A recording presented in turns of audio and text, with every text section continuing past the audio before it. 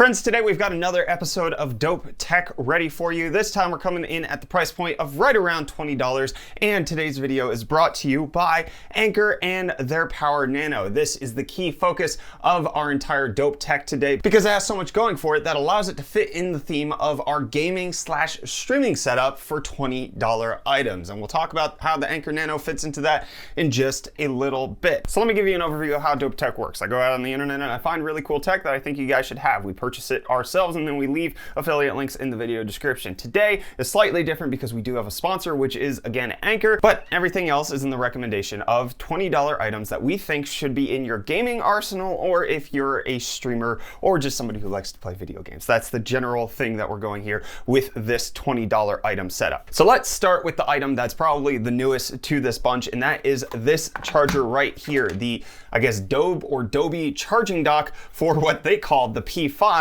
or PlayStation 5 DualSense controllers, because they have two USB-C docks right here that you can just charge the controller upside down on, and you can charge two at a time. And the best part is that it fits within the PlayStation 5's color scheme. It's white and black so that it looks identical and it's not going to stand out when you actually have this set up next to it. And it comes in at close to $12, not even $20. So this is not going to cost you as much as the official PlayStation 5 charging dock. And the charging dock is a little different because it charges via the pins at the bottom of the controller as opposed to the USB-C. But that does give an advantage to this Adobe charging dock because it can also work on other USB-C devices such as the Switch Pro controller. It's great for charging multiple controllers at the same time, which leads me into Anker's portion of this video, because one of the things that I happen to notice is that when I'm deep into a gaming session, I likely have forgotten to charge my phone and it's either dead or I'm not able to get as much battery as I need in order to continue my gaming session. So the Anker Nano, as you can see here, is just a standard size wall port, but it's capable of delivering up to 20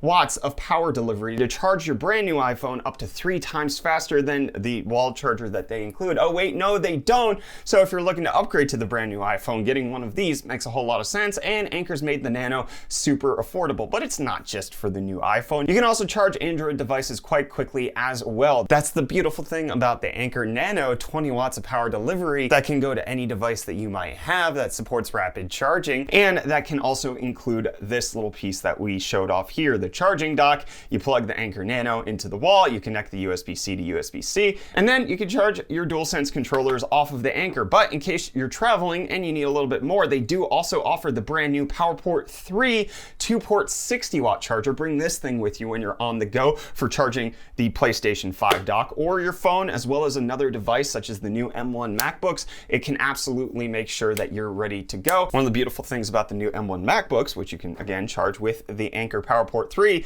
is that you can just use GeForce Now or Google Stadia to play your games while you're on the go, and then this thing's going to keep you charged the entire time while you're out, as well as your phone. So Anker stuff fits easily into items that you should absolutely have in your gaming arsenal, for whether it's charging your controllers or it's charging your device after a long LAN session, or you're playing Cyberpunk and you stayed up all night playing it and maybe you shouldn't have. Well, your phone's going to be alive at the end of it, I'll tell you, even if you didn't charge it all night. Item number 3 is a pretty decent budget gaming mouse that might be worth your consideration. This is the Logitech G300S. It's an optical gaming mouse with a 2500 DPI sensor. It's actually quite sleek with the matte black and the glossy black finish on top, and then a glossy blue undertone, which gives it a nice separation. It doesn't have RGB, it does have some blue illumination on the side, and it just has an overall nice, not too standoutish gamer mouse look. But the best thing about this is that it's ambidextrous in this price point. It has 9 programmable buttons,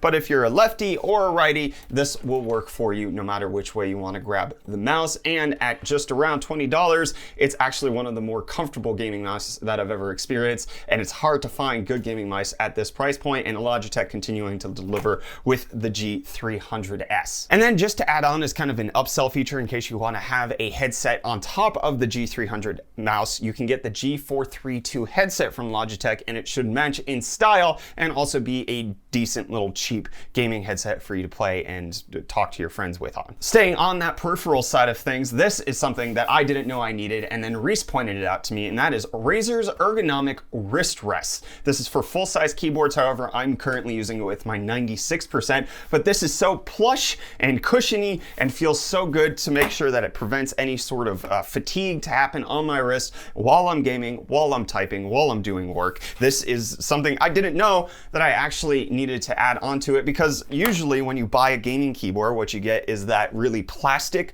wrist rest that comes with them, and those aren't comfortable. They just, like, I leave them in the box. This one is of a different caliber, and I didn't realize that I should have picked it up. I'm glad that I have it. Thank you, Reece, for recommending it. The ergonomic wrist rest, the Razer one specifically, has a very discreet Razer logo. You see that the three-headed snake is just cut into the fabric right there, but not actually gonna stand out, and it's not gonna look too off-standing if you're putting it on your work desk or any other desk for that matter. Now, the next item is something that Reece actually used personally for a while when he was streaming here in the States, and that is the Lensent video capture HDMI capture card thing. It's essentially called the Cant Link because it is a cheap replacement for the Cam Link, which the Cam Links have been out of stock basically everywhere with the season of the pandemic, with everybody having to do work from home calls or just people getting into streaming. The Lensent Cant Link at under $20 is such a great alternative. Here's a side-by-side shot of me using the Cam Link versus me using the Cant Link, and the only thing that's really different is that my skin tones are a little different on the Cant Link,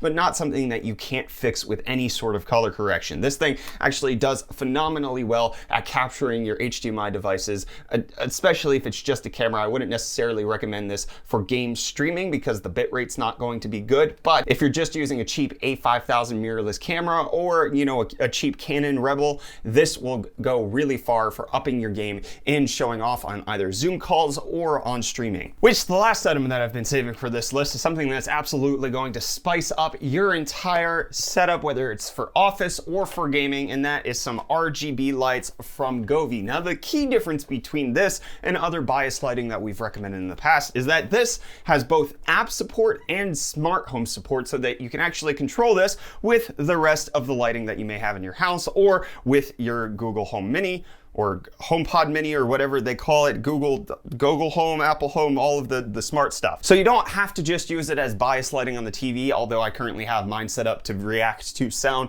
and that's how I have it put up on mine. But you could do a whole host of different things with this in your setup and just RGBify your entire room, which, as we all know, makes the gaming experience much better. So check out the Govee RGB LED Strip. This is one of the best implementations of RGB LED strip lighting that I've found under the $20 price point, because usually the normal ones come with a remote and nothing else. This one comes with a remote, app support, and smart home functionality, which is something that you just typically don't find in this price point, which is something that I can also say of, again, today's video sponsor, Anker, and their new Nano wall charger. 20 watts at this size, at this price point. This is crazy good value. This is a crazy cool piece of technology that you should absolutely have in your gaming arsenal, in your travel arsenal, or just whatever you're doing with your electronics, because being able to rapidly charge your device, but also not have to carry around a big charger is amazing, and the Nano comes in at under the $20 price point, so it fits in perfectly with our Dope Tech for $20 theme today, and it makes sure that whether you're having a long gaming session or whatever you're doing, that your device is going to stay charged, even if you forgot to do it the entire way. Just a quick story time.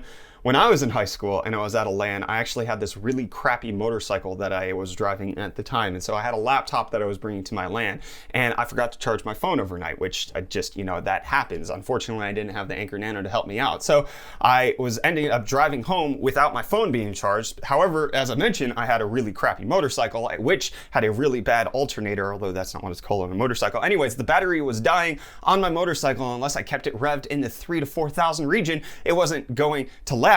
And I got stopped at a red light, and then I forgot to keep revving it, and then the battery died, and then I was stuck at this red light, and I had no phone, I had no way of contacting anybody. I had to push the bike to the nearest gas station and ask for help, and If I had only had the Anker Nano at that time, this is obviously 12 years ago at this point. If I had the Anker Nano, I probably wouldn't have been stuck in that situation. I probably could have called somebody. Anyways, that's Brett's land story for you. And that's the end of this video. Again, big thanks to Anker for sponsoring this video. Again, big thanks to you for watching. Let us know if you have any dope tech that you've purchased recently for right around the $20 price point. I'd love to hear from you down below in the comments. And while you're down there on that side of YouTube, why don't you go ahead and hit the like button and get subscribed to UFD Tech in case you think that we've earned it. I've been Brett. I'm still Brett. You've been watching this tech thing we do here, and I'm glad to see you. And I'll see you in the next one. Cheers.